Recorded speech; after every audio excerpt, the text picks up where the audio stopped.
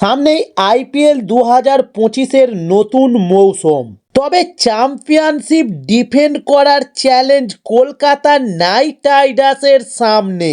তবে তার আগে স্বস্তিতে এবার নাইট শিবির, কারণ ফেরত পেয়ে গেল ভয়ঙ্কর বোলারকে, যিনি কেকেআরের হয়ে বহু যুদ্ধ জয়ের নায়ক। তিনি 2020 সালে যখন কেকেআরে প্রথমবারের জন্য আসেন, তখন তার বোলিংয়ে হিমশিম খেয়েছিল অনেকেই, এবং 2022 সালে তার ফর্ম ওঠানামা করার জন্য দলে অনিয়মিত হয়ে পড়েছিলেন তিনি, এবং 2021 সালে টি-20 বিশ্বকাপের দলে সুযোগ পেলেও ভালো পারফরমেন্স করতে পারেননি। তারপরই জাতীয় দল থেকে বাদ পড়েন, এবং 2023 সালের আইপিএলের মৌসুম থেকে ফের চেনা ফর্মে কেকেআরের হয়ে পাওয়া গিয়েছে তাকে, এবং 2024 সালে দল চ্যাম্পিয়ন হওয়ায় নিয়েছিলেন গুরুত্বপূর্ণ ভূমিকা। তবে তিনি হলেন কেকেআরের মিষ্টি স্পিনার বরুণ চক্রবর্তী। 2023 ও 2024 আইপিএলে ভালো পারফরমেন্স করার সুবাদে 2024 সালে ফের জাতীয় দলের টি-20তে ডাক পান তিনি। তারপর আর পিছন ফিরে তাকাতে হয়নি বরুণ চক্রবর্তীকে। তবে ভারতীয় দলে ফেরার পর থেকে একের পর এক ম্যাচ উইনিং পারফরমেন্স করছেন বরুণ চক্রবর্তী। ইংল্যান্ডের বিরুদ্ধে প্রথম টি-20 ম্যাচেও দুর্দান্ত পারফরমেন্স করেছেন কেকেআরের স্পিনার।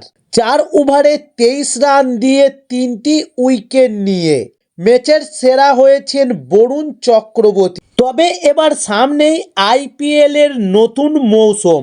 2025-এ এক কঠিন চ্যালেঞ্জ কলকাতা নাইট রাইডার্সের সামনে, কারণ নতুন দল নতুন অধিনায়কের অধীনে টাইটেল ডিফেন্ড করতে নামবে কেকেআর।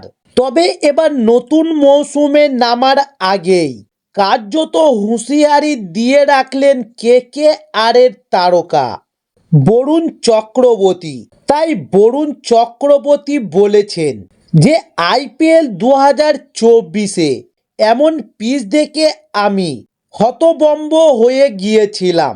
তবে পিচে পেসারদের জন্য অনেক কিছু ছিল, কিন্তু আমি জানতাম যে কোন লেন্থে বল করলে ব্যাটাররা সমস্যায় পড়বে।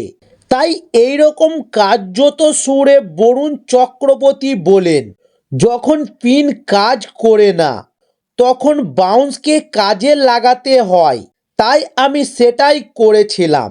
তবে এখনও নিজের সেরাটা দেওয়া বাকি রয়েছে, তাই আমি নিজেকে 10-এ 7 দেব।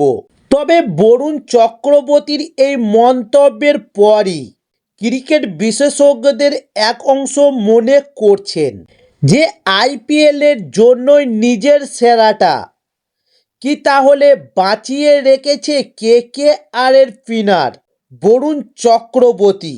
এবং বরুণ চক্রবর্তীর ফর্ম দেখে খুশি এবার কেকেআরের টিম ম্যানেজমেন্টও।